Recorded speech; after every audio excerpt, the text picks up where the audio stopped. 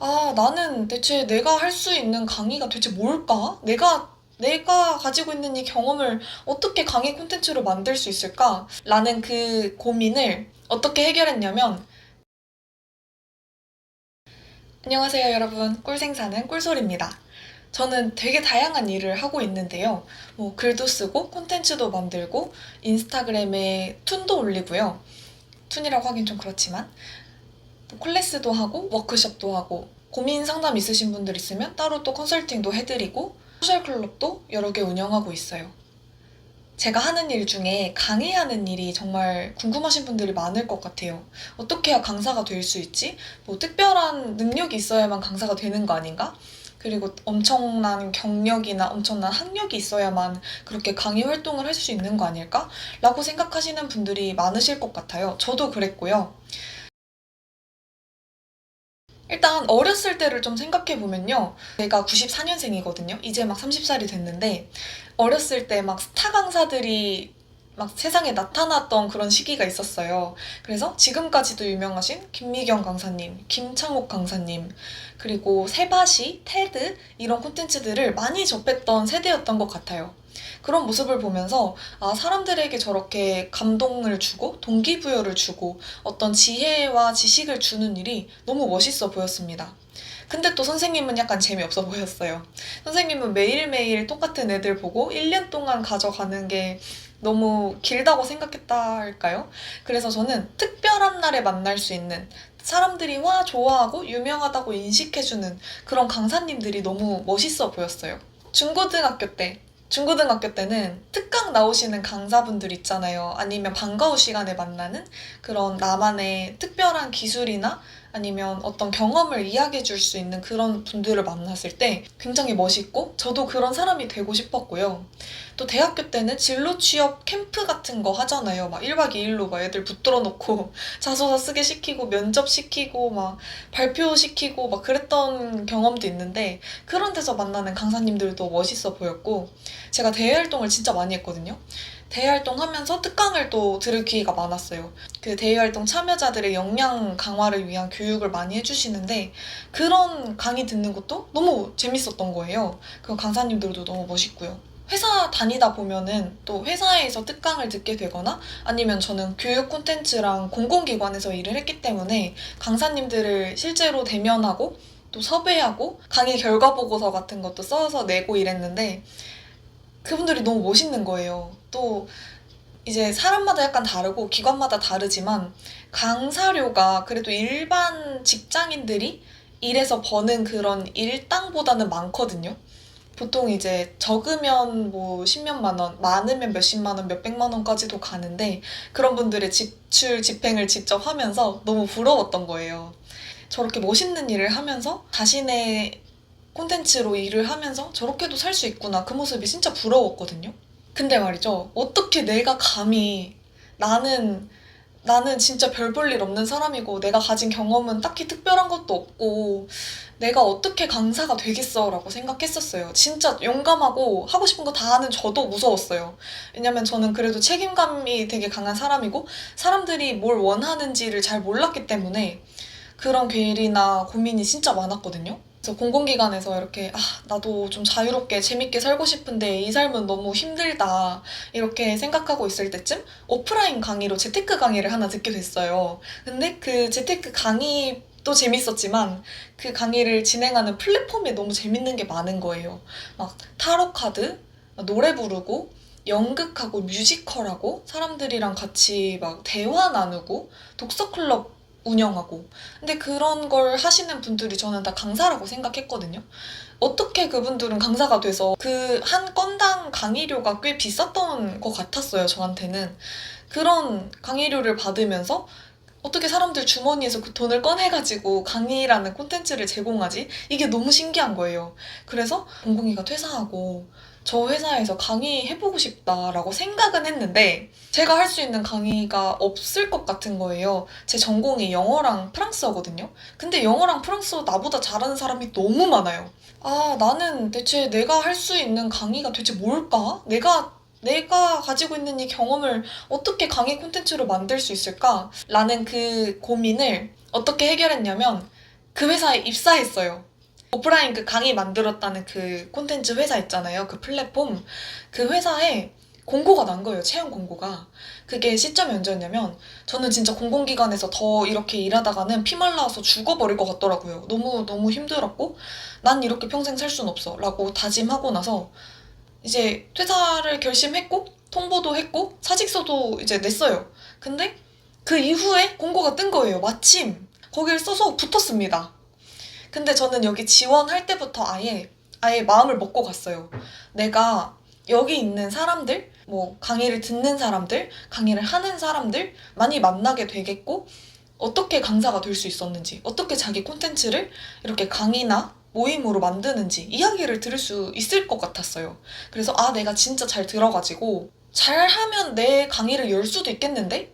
그걸 목표로 한번 해보자 라는 마음으로 깜짝이야 들어갔어요. 들어가서 일을 진짜 열심히 했고 실제로 강사님들을 만나보니까 생각보다 그렇게 막 엄청난 자격증이 있거나 막 학력이 되게 높거나 막 이런 건 아닌 거예요. 그냥 나 이거 관심 있는데? 나 이거 좀 잘하는데? 라는 거 가지고 강의를 만드셨더라고요. 그러면서 또 알게 된 게 이런 커뮤니티 플랫폼 같은 경우는 담당자들이 항상 새로운 콘텐츠에 목말라 하고 있어요.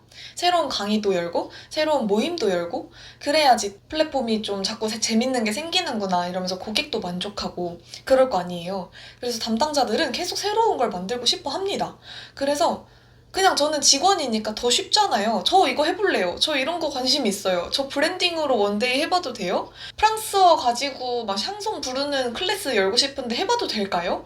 이런 걸 그냥 직원들한테 바로바로 물어보고 바로바로 피드백을 받으니까 정말 열기가 쉬운 거예요. 그래서 원데이를 열었어요. 제가 일했던 그 회사, 그 플랫폼에서는 보통 대부분 4주에서 6주 정도의 커리큘럼을 짤 수 있었어야 됐어요. 그래서 뭐 1주나 2주에 한 번씩 반복적으로 그 모임을 진행해 나갔어야 하는데 저는 이거를 처음부터 덥석 이렇게 막 해보겠다 하긴 너무 두려운 거예요. 왜냐면 내가 이걸 가지고 뭐 모임을 진짜 운영해 본 적도 없고 사람들이 이걸 열었을 때 얼마나 신청할지 수요도 모르겠고 어떻게 뭐 커리큘럼이나 이런 걸 잘 운영하는지도 잘 몰랐었어요. 그래서 일단 작게 시작해서 원데이부터 연 거예요.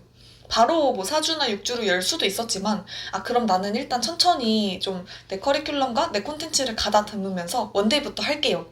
이러면서 원데이를 열었고요. 원데이를 열자마자 진짜 빨리 마감이 됐어요. 지금 잘 기억이 안 나는데 거의 이틀 안에 마감이 됐던 것 같거든요. 그래서 사람들이 여기에 수요가 많구나, 궁금해하는구나 이러고 또 원데이를 운영한 그 경험으로 후기도 듣고 제가 이 사람들과 현장에서 소통하는 이런 경험도 해보니까 해볼 수 있겠는 거예요. 그래서 정규 강의도 열었어요. 그 퍼스널 브랜딩을 주제로 원데이도 했고 퍼스널 브랜딩을 주제로 한 정규 강의로 6회차 만나는 그런 소셜 클럽도 진행을 했습니다. 제가 퍼스널 브랜딩에 관심을 가지고 있다고 저 퍼스널 브랜딩 열심히 공부하고 있어요. 정말 관심 많아요. 저 이거 가지고 뭐 강의도 해보고 싶고요. 막 유튜브도 찍고 싶고요. 막 책 이런 거 읽으니까 너무 좋고요. 막 어떤 제가 좋아하는 그런 분이 책 써가지고 북토크 갔다 왔는데 너무 좋고요. 막 이런 얘기를 떠들고 다니니까 사람들이 얘 퍼스널 브랜딩 얘기 잘하는 그런 애였지? 라고 인식을 진짜 해주더라고요. 이게 너무 신기했어요. 그리고 더 신기했던 게 제가 퍼스널 브랜딩 아니면 그냥 기업 브랜딩 가지고 뭐 클래스도 열고 모임도 열고 계속 운영을 하고 있다 보니까 또 그런 콘텐츠를 만들다 보니까 기관에서 섭외가 온 거예요. 그 섭외 왔던 기관이 그 대구 창조경제혁신센터 안에 클러치라는 곳이었어요. 클러치가 청년 창업을 지원하는 센터거든요. 이 안에서 뭐 교육도 하고 아이디어 빌딩도 하고 컨설팅도 하고 이런 다양한 청년들의 활동을 지원해 주는데 여기에서 퍼스널 브랜딩 강의를 해달라는 거예요. 그래서 아니 창업을 가지고 어떻게 퍼스널 브랜딩 얘기를 하면 좋을까요? 이랬더니 섭외 주신 분이 심지어 저 원데이 열었을 때 그 참여자로 오셨던 분인 거예요. 그래서 그때 그 클래스 너무 좋았다면서 이런 방식으로 창업을 준비하시는 아니면 예비 창업자, 창업을 이미 하신 그런 청년들이 나를 어떻게 바라보고 정의하고 사람들에게 어필할까를 강의로 만들고 싶다는 거예요. 그래서 그래요? 그런 게 궁금하세요? 그랬더니 너무 궁금하대요. 그래서 그 창업에 관심 있는 사람들, 그런 분들께 맞는 적절한 커리큘럼으로 짜가지고 제안서를 드렸더니 바로 오케이가 됐어요. 그래서 진짜 거기서 강의를 했어요. 이렇게 강의 경험이 쌓이다 보니까 아, 이제는 내가 학교나 다른 기관에도 진짜 나갈 수 있겠다 이런 생각이 들더라고요. 그래서 제가 운영했던 모임들, 뭐 나갔던 강의들, 아니면 제가 열었던 클래스 이런 걸 다 정리해가지고 노션에 포트폴리오로 만들었어요. 그리고 강사들을 위한 그 강사님들 계시는 단톡방이 있거든요. 두 개의 강사 단톡방에 들어있어요. 하나는 제클라 라는 단톡방이고요. 하나는 에듀이너스라는 단톡방인데 여기에서 종종 학교나 기관에서 이제 강의를 위해 강사분들을 섭외하는 그런 공고가 올라와요. 학교에 특강을 나갈 수 있는 그런 공고가 올라온 거예요. 그래서 이거 혹시 모르는데 그래도 한번 지원이나 해볼까? 이러고 제가 쌓아뒀던 그 포트폴리오를 보내드렸어요. 그랬더니 이제 좋다고 하시고 바로 오케이가 된 거예요. 그래서 또 학교도 나가가지고 진로 강의도 하고 또 자소서 첨삭도 해주고 이런 경험을 쌓았습니다. 또 외부 기관도 나가봤어요. 거기가 하남 평생교육원이었는데 하남 평생교육원에서 일잘러를 위한 강의를 하신다는 거예요. 노션 강사를 찾으셨어요. 근데 제가 진짜 노션 처돌이거든요. 노션에 미친 사람이에요. 이제 노션 없으면 살 수가 없어요. 노션 강의할 강사를 구한다고 공고가 올라와서 이거로 또 지원을 해봤습니다. 근데 또 오케이가 된 거예요. 왜냐면 제 포트폴리오 자체가 노션이잖아요. 노션을 처음 접하시는 그런 분들께 강의를 해드리겠다고 이렇게 커리큘럼을 짰는데 제 포트폴리오를 보시고 강점도 강의를 하세요? 제가 주로 강의하는 분야가 강점이거든요. 특히 직장인들. 내가 일 경험을 해봤는데 왜 이렇게 안 맞지? 내가 더 잘할 수 있는 일을 뭐지? 고민하시는 분들을 위해서 컨설팅을 많이 해드리는데 그때 사용하는 툴이 테니지먼트예요. 테니지먼트 가지고 이것도 일잘러 콘텐츠로 강의를 할 수 있겠는데요? 라고 제안을 주셔서 그것도 커리큘럼을 만들어서 제안을 했더니 그것도 됐어요. 그래서 하루에 강의를 두 탕 뛰면서 돈을 바짝 벌기도 했습니다. 이렇게 제가 정말 간절하고 정말 많이 바랬던 그런 일들을 실제로 끌어당겼던 작년 한 해 동안 이게 한 해도 아니고 원데이 클래스 그 연 날부터 그게 4월 중순이었어요. 연말까지니까 거의 8달 동안 있었던 이야기거든요. 정말 8달 동안에 저는 너무 간절했죠. 너무 성공하고 싶고, 너무 막 내 일로 홀로서기 하고 싶고, 내가 회사 없어도 살 수 있는 그런 자립력을 기르고, 정말 즐겁고 재밌는 일을 하면서 살아갈 수 있도록 진짜 고민을 많이 했어요. 노력도 많이 했고, 책도 많이 읽고, 어떤 기회가 있을 때 열심히 응답했고요.